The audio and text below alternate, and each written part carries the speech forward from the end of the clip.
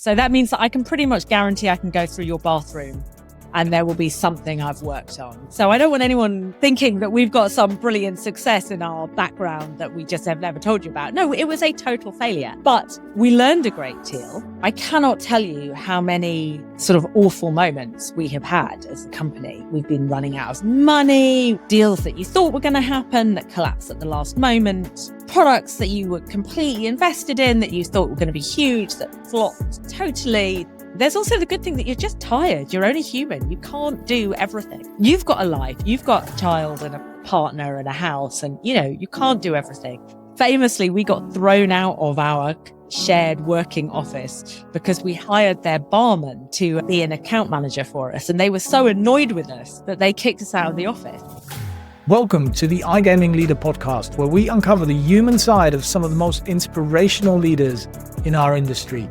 I'm your host, Leo Judkins, and as an ex-iGaming director turned performance coach, I've worked with over 200 leaders from companies like Entain, 365, Flutter, and many more to help them build the habits to achieve sustainable high performance.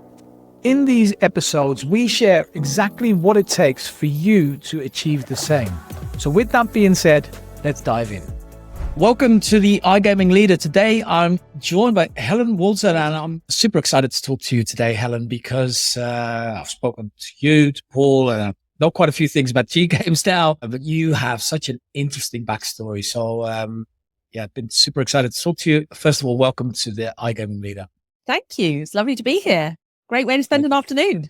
Helen, I wanted to start off with something you said, which is in your house, there will be at least one product that you helped made. And I found that, I know that is outside of gaming, but I found that such an intriguing statement that I saw, because you've had a, varied, history and career. I'd love to hear a little bit more about that and how it all started and where that statement comes from. Well, it helped that I have worked for Unilever, for Boots, and for PZ Cussons in my life. So that means that I can pretty much guarantee I can go through your bathroom and there will be something I've worked on. So do you use Dove or Lynx Axe? Or does your partner use Saint-Tropez? I will find something in your bathroom that I have worked on. And I've also worked for a really large range of clients doing different things. I worked for the National Trust, Viajante, Nuno Mendes, Danielle Ryman, Gemma Kidd, her makeup range. I've even written a column for the Daily Mail as a ghostwriter. Wow. Yeah, I've done all sorts of things. Okay, and then 12 years ago, you founded G Games. How did you roll into that? And I know it was a crazy idea to start with, and it all evolved from there, but how did you roll into it in the first place? Well, Dan, Paul, and I, we're the three co-founders of G. And we met at a different startup, which was creating a series of courses for enterprises to deliver software products better at scale. And we wrote a series of books together that then became these courses called VFQ, Value Flow Quality, about how to do agile at scale. And it became the qualification for the British Computing Society. And it's now used by some ridiculous percentage of the FTSE 350 or something like that. And it still exists and it's going really strong. And as we were sort of coming towards the end of that project, which we worked on as a tight, small team, we started talking about what were we going to do next. And meeting business partners is not easy because you're looking for quite specific things. You need to share values. You need to be at roughly the same stages in your career. And that often means you're at roughly the same stages in your life. You need to have roughly similar appetite for risk and roughly similar amounts of money to be able to put into the idea and survive. And your skills need to be complementary. So here we were, the three of us. We'd worked together for 2.5 years. So we knew we worked well together and that we trusted each other. And we knew we had complementary skills. Paul was really good at finance and product, and Dan was really good at leading the IT and the software development. And I had a marketing, product, concept development and sales background.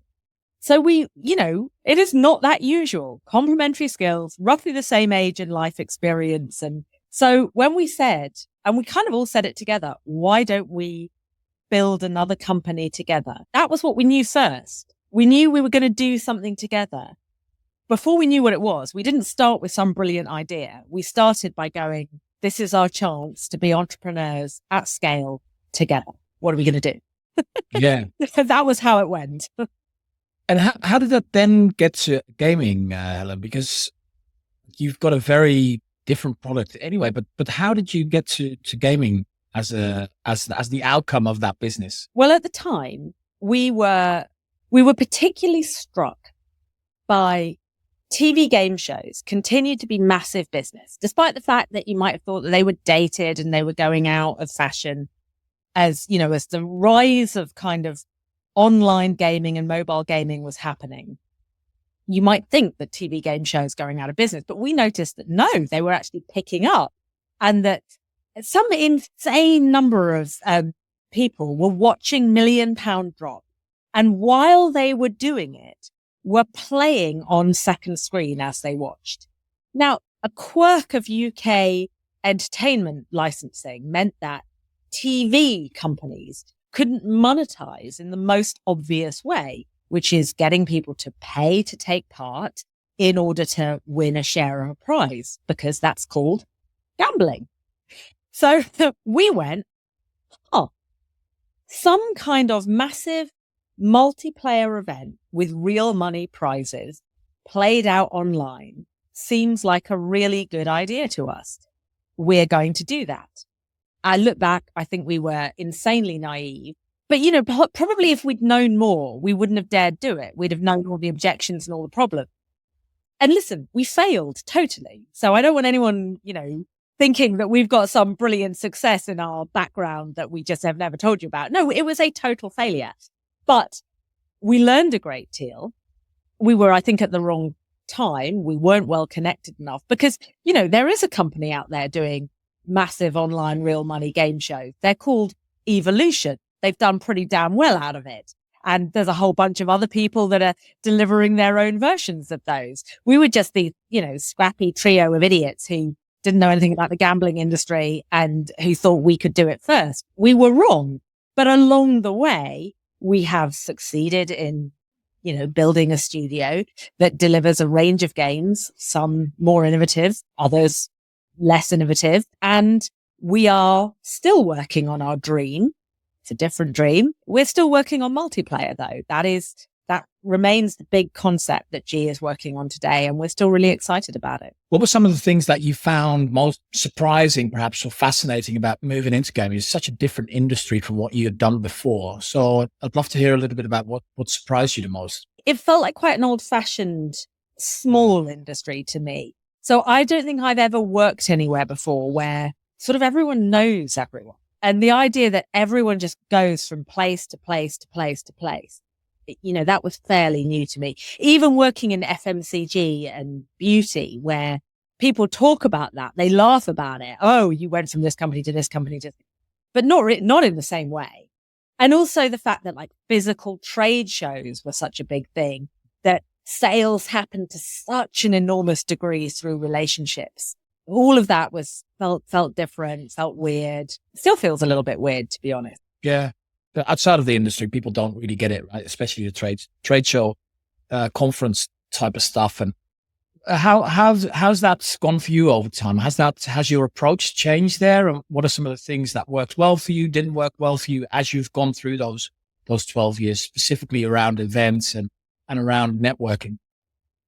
Well, we've built that network. We built it from scratch. Again, depends on how you look at it. Was it naive or ballsy? The whole point is you can do it, right?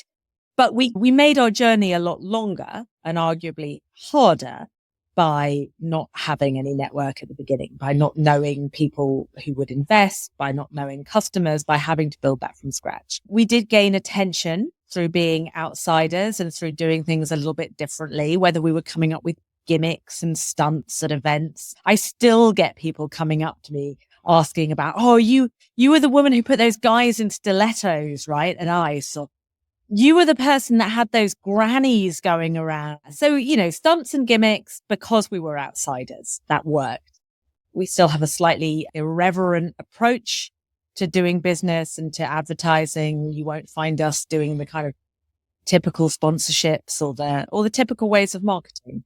So I think we're still known for doing things a little bit differently. But you have to build a relationship with your customer that's different to that's built on a different form of authenticity. As you guys started out, naive, failure. Were there moments where you really questioned the decisions that you'd made? And oh my God, all the time. So tell us a little bit more about that. Like, how did you persevere? What did you learn from it? I cannot tell you how many sort of awful moments we have had as a company. We've been running out of money. We've had a kind of a minded to revoke notice through something that genuinely still wasn't our fault. Still stings, that one. We've had all sorts of challenges and issues, deals that you thought were going to happen that collapsed at the last moment, that you were totally reliant on, products that you were completely invested in that you thought were going to be huge that flopped totally, spent years working on and that were a complete waste of time, working on the wrong priority, falling out. There have been so many issues. And at each of those points, you question, why am I doing this? I'm tired. This feels hopeless.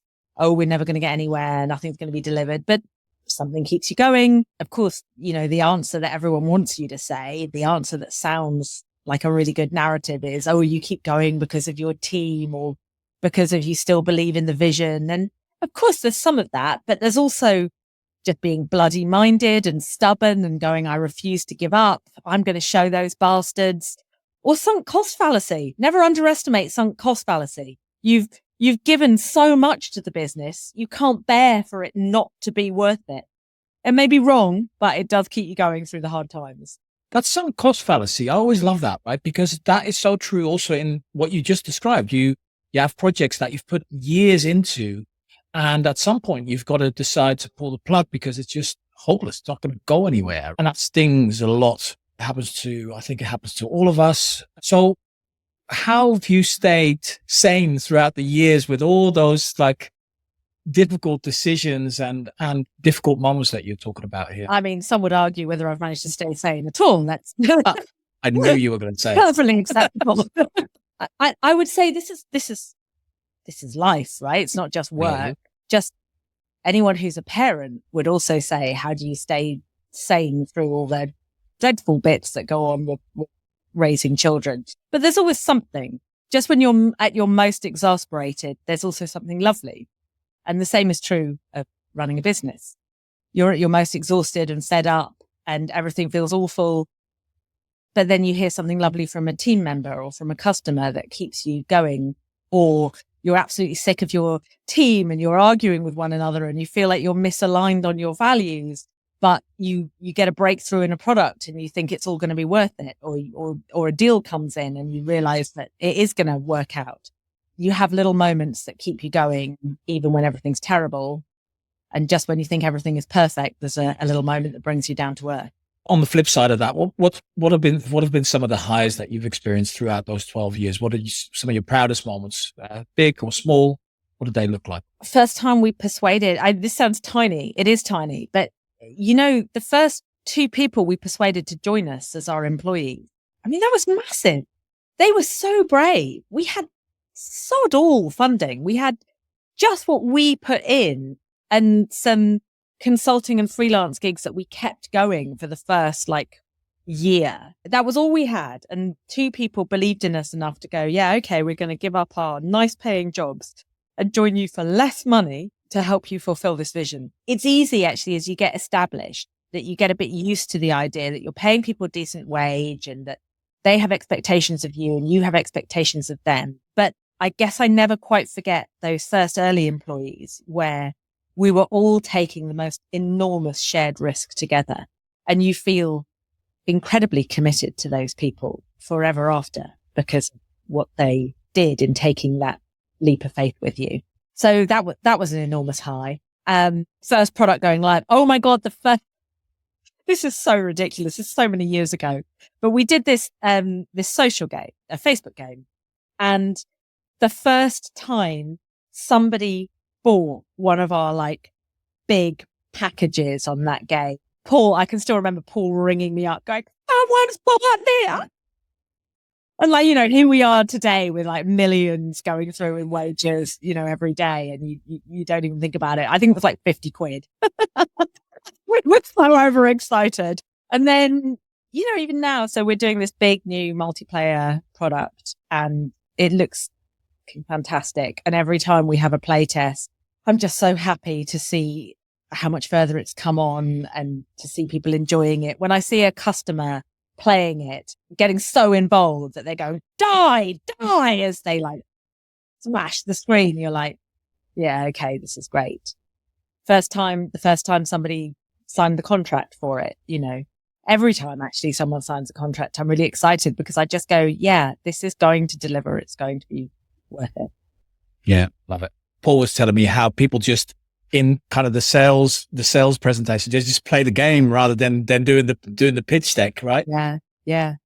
And they get so engaged and involved, and they're smashing screens. People throw the phone across the room. Yeah, crazy. Hey, Ella, how's that changed over time? And with Paul and Dan, it's like a marriage, right? It's 12 years. There's the ups and downs. Like, how's that changed over time? And what are some advice that you could give to people that co-found a business with others? There's this diagram or theory of teams that I've always found very helpful. That forming, storming, norming, performing. And you go through that cycle several times when you have a really long-term relationship with people. So it's interesting, because people don't have that often anymore in business. And until I founded G, the longest I'd ever worked for any company was 7 years. And I mean, that felt like forever. And, now we've been working together. If you put our previous company with G, we've been working together for 15 years now. That is seriously unusual. So we know each other really well. And sometimes we get on brilliantly, and sometimes we're arguing really badly over something, and sometimes we're just fed up with each other, or something niggly or stupid annoys you about someone you've worked with that long. The thing that helps is, first of all, you do have this weirdly deep underlying trust of just knowing that you can rely on them to just get on with something, to do so. That just deepens over time. And therefore, a lot of the other stuff, a lot of the irritation, I often think of it, it's like weather. It will just pass. Yes, you're annoyed. Yes, it feels very intense in the moment. You're disagreeing over something really bad. You think they're a complete idiot for not agreeing with you. You think they're being outrageous and not properly listening to you or appreciating you or understanding how much, all of those feelings that are real feelings that happen in everyday working life. But you also learn to stand a little bit outside of it and just go, yeah, okay, that's for today. Maybe it's even for this week or even for this month, but it's not forever. And you trust that it's not forever. You should never underestimate how important staying with a group of people, how much it ups your performance over time. Because when you know them so well, you really know how to complement each other's strengths and weaknesses and build on them. Yeah, it's that idea of psychological safety, right? And being able to trust each other, and each other, and even if piss each other off, you still know it's going to be okay, right? We'll be okay. And I think that's such an important area. One of the things you said to me before is about how sometimes that can also almost become a weakness, right? Where because you complement each other, you go so narrow almost in your focus that you don't widen your skills as much anymore because you're leaning on perhaps people next to you, right? That develop those skills. So, well, I think you do become a little bit codependent. Exactly. Again, you've been together such a long period, you just go, okay, you're going to do this thing so much faster and better, and I'm going to do this thing so much faster and better, that we don't ever, experiment with that. That is, I think, a risk. I think it's helped by having a lot of other people in as well. So it's not as if it's just the three of you. We're a team of 80 people nowadays. So that's not easy either. I think that's something you have to really think about. When 3 of you have worked together for so long, we tend to have quite high retention. So we've got a lot of people that have been with us 7+ years. How does somebody new come into that team and find a role amongst people who've been working together so long? How does that work? Yeah, that's difficult. So how do you deal with that? Because I'd love to talk a little bit about your organizational structure in a bit as well, because it's fascinating.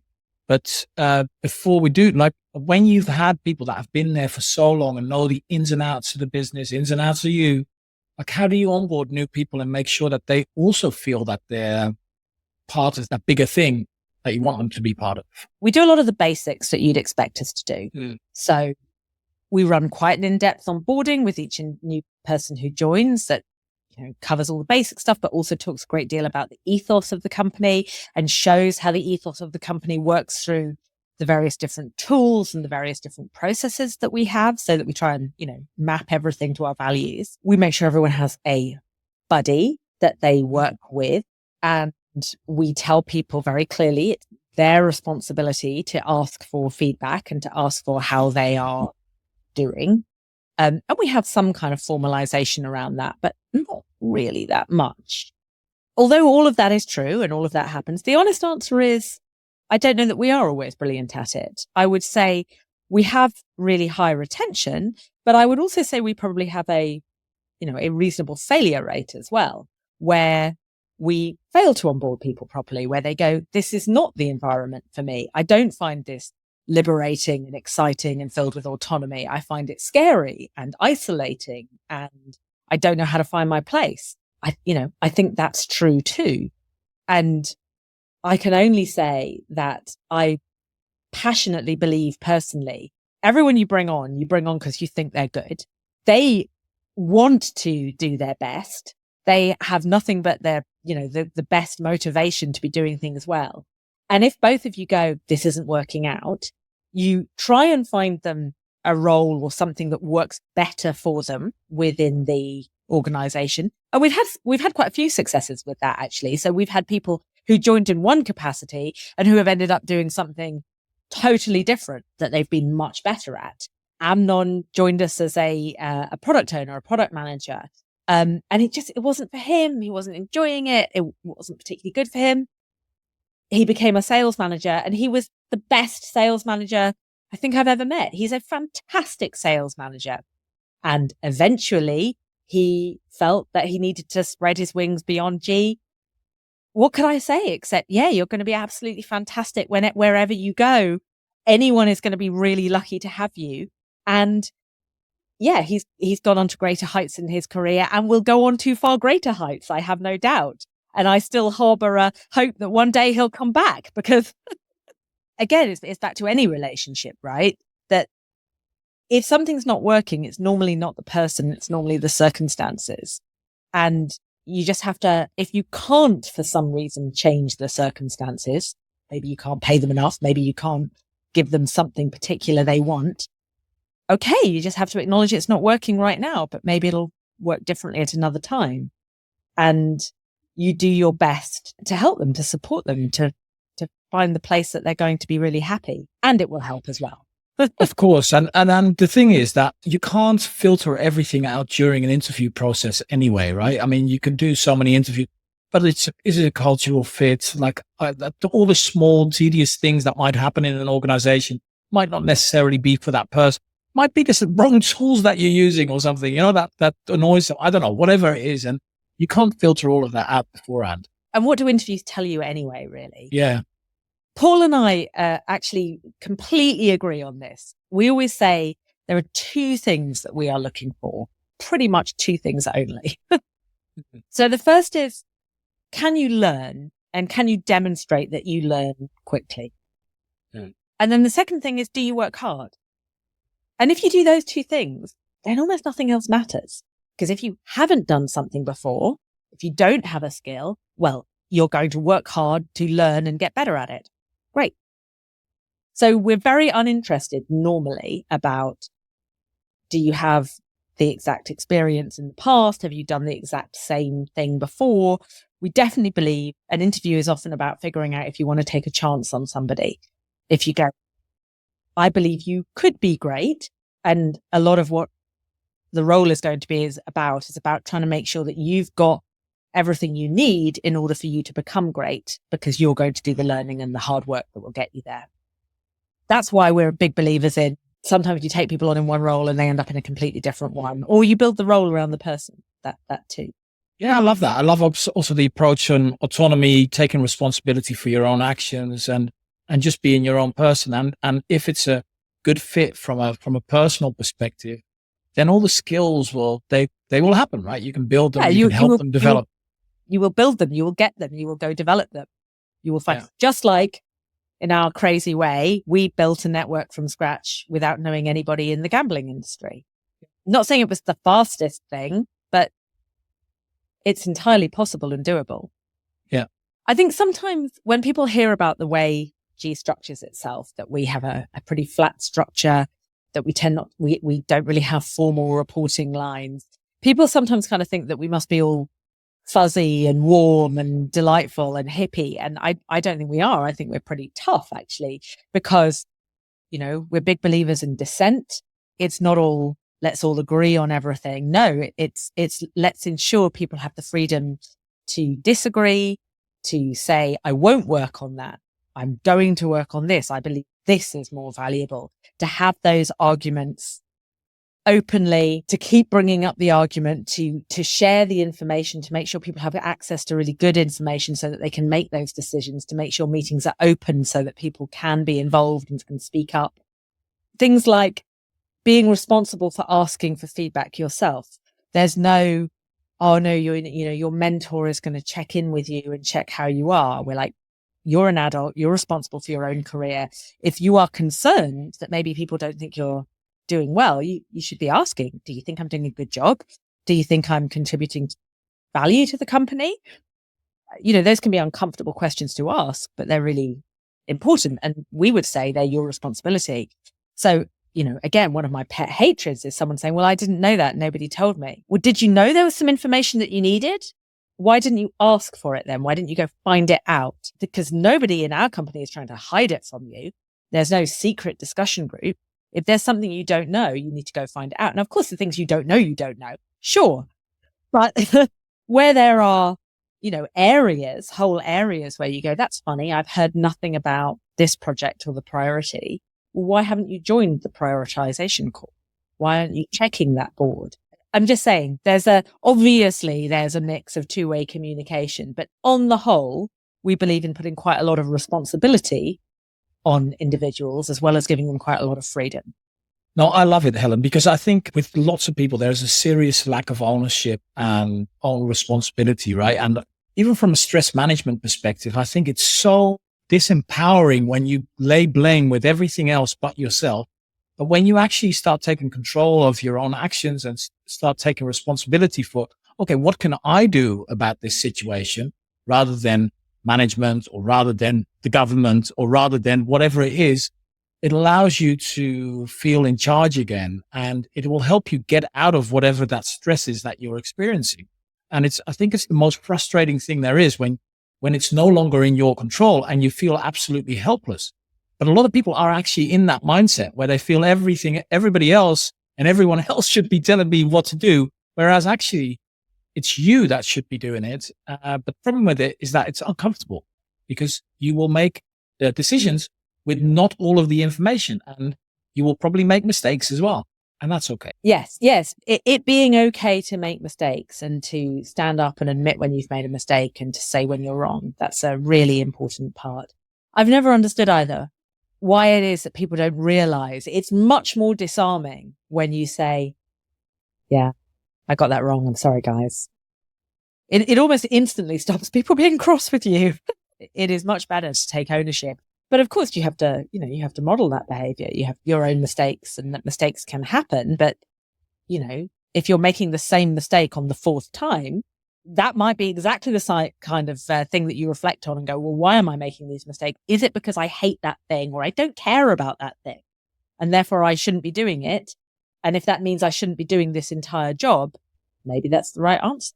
I'd love to hear a little bit more about your journey from kind of starting the business up to now 80 employees, right? So it's not just about like that comes with structural changes, comes with teething problems, but also comes with challenges for yourself, right? And how you develop as a leader, leading an organization is very different, I'd imagine, from being there with the 3, 4, 5 people to now with 80. So what have been some of the biggest changes that you've experienced in your role within the company? I mean, I suppose I personally have had to get a lot better at not interfering. So a classic of startup founders, right, is that they meddle in everything because they think they know better. They think they can do it better. They care more perhaps because theirs. So they really want to be involved.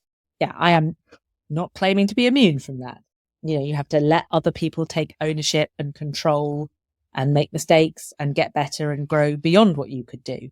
So you also have to acknowledge the things that you're not very good at. I mean, that's actually helped by, there's always stuff that you also have to do that you hate doing.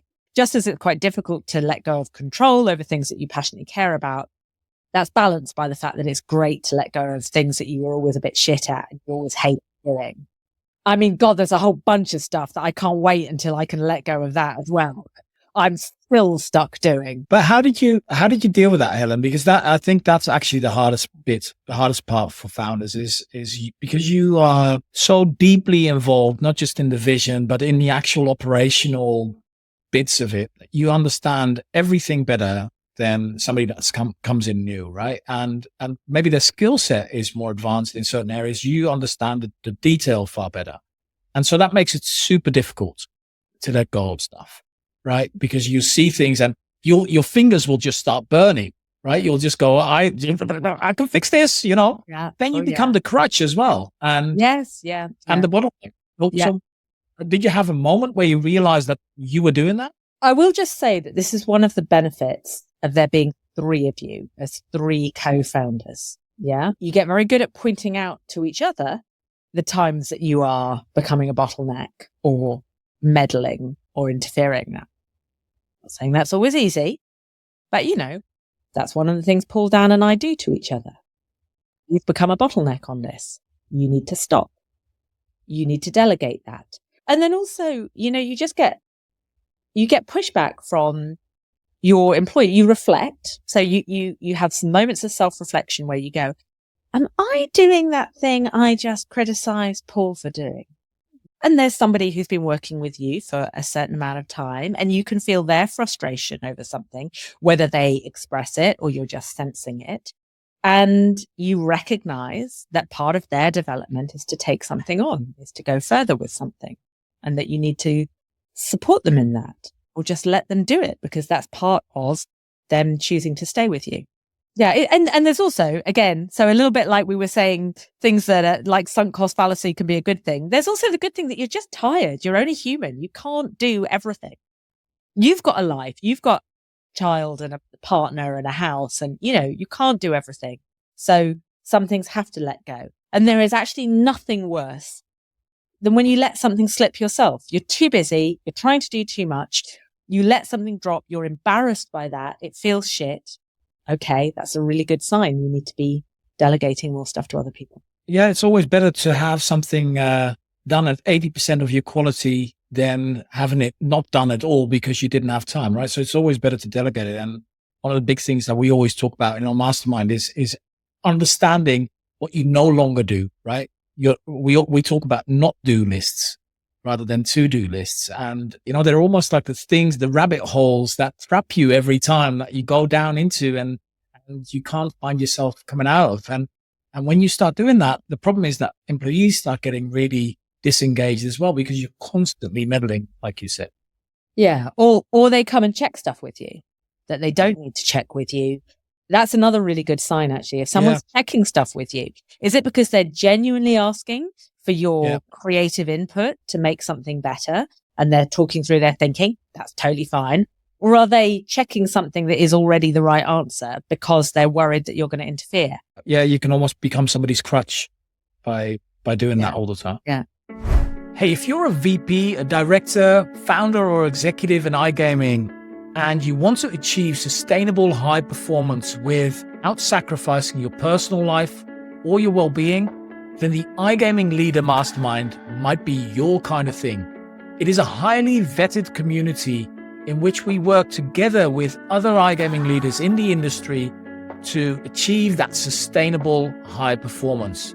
Because leadership in iGaming can be really lonely and isolating. But when you've got the right people around you, it can make such a difference to your performance, your productivity, and your personal life. So if that's something you want to know a little bit more about, head over to igamingleader.com and apply to join. Okay, you talked a little bit about change. You mentioned change and courage, giving people chances. We've touched on it a bit by saying, what matters is not whether someone has the experience or has done a similar kind of job before, or even comes from inside the same industry. Right, yeah. Be looking for and finding people from different industries, but who have skill sets or personality traits that are highly applicable, and give them a chance. Don't assume that you need somebody with a degree or somebody with, proof that they've done that type of slot maths before. Maybe they've done something different.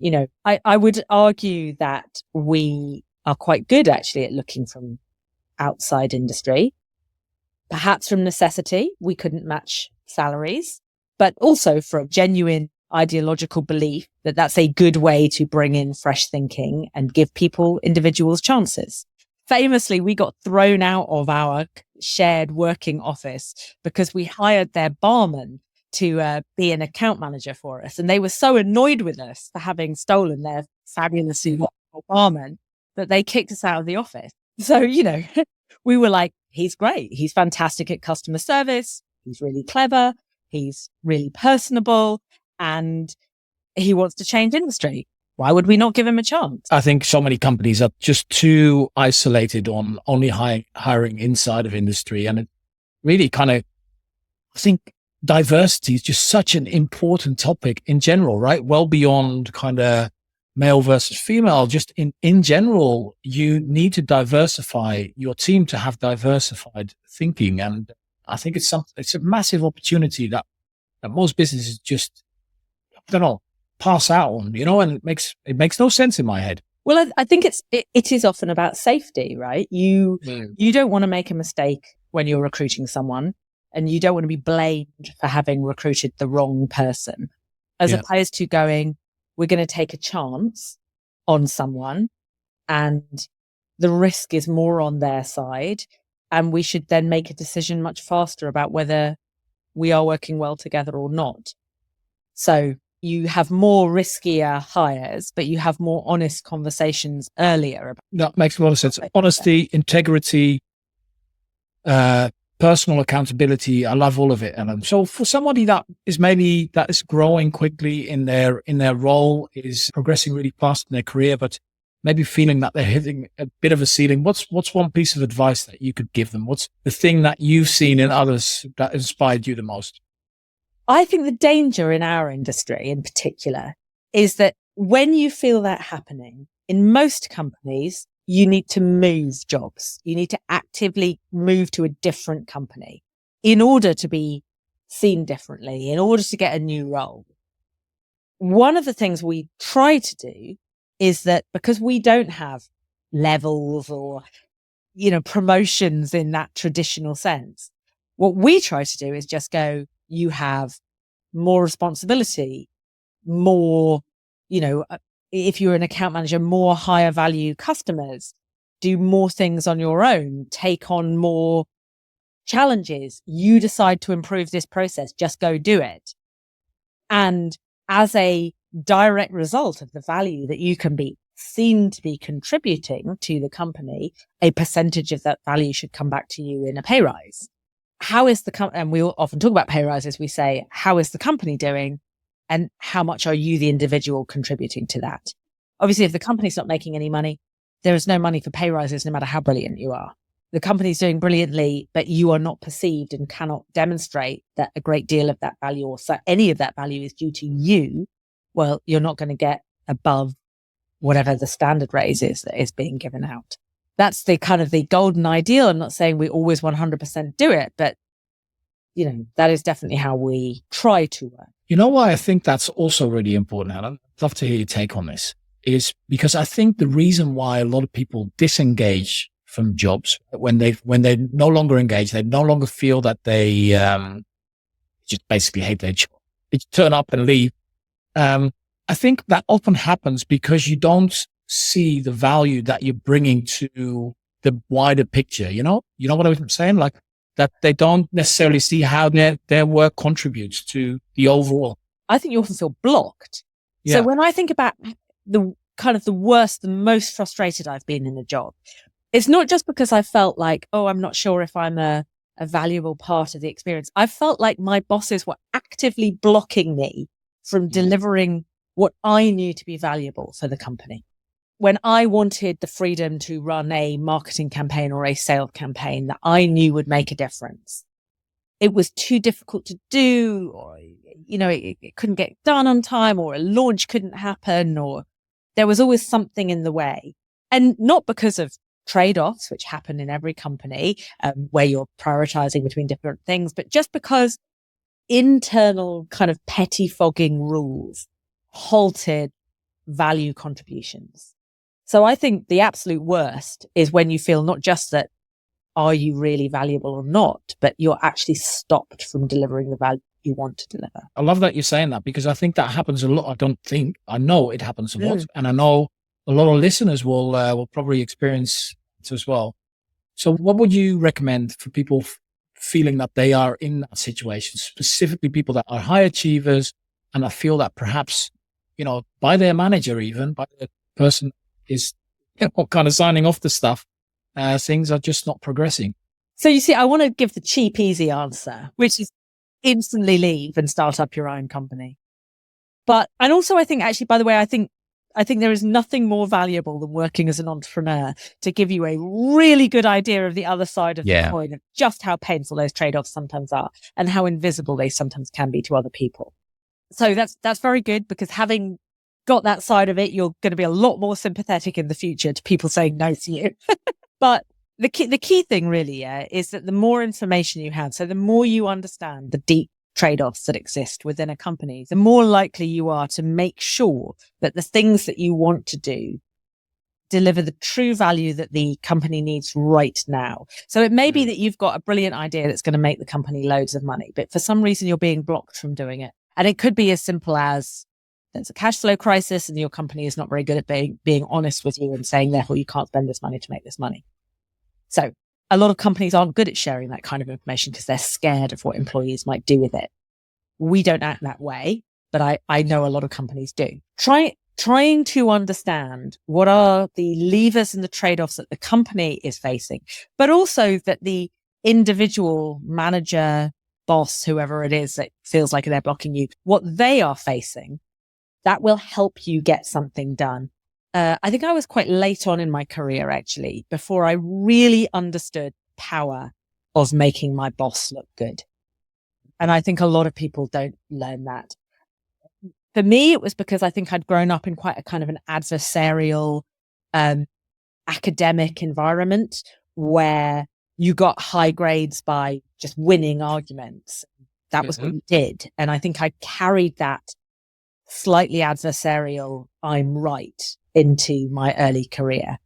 And, that's disastrous. Yeah, let's argue over everything. Yeah, don't do that. But also, don't obsess about being right, and definitely don't obsess about winning. And all the things that you can do that make other people look good, that make their lives easier, that offer them quick wins, make it so much more likely that the other things you really want to do will get greenlit, will go through. And that sounds manipulative in a way that I really don't intend it to be, actually. I mean it, that you are all collaborating. All of you actually believe most of the time that you're trying to create value for the company. And if you come from a place where that's what you believe most people's motivations are, they want to do a good job, they want to do what's best, trying to understand why their motivation for that, why their behavior feels quite antithetical to what you're doing, both of you share the same motivation, that can really help you get to a better place.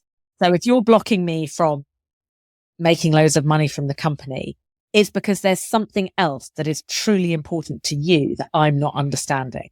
And it's probably not something selfish or stupid. It's probably something also really important to the company that I'm not understanding and I need to get a grasp of. Love it.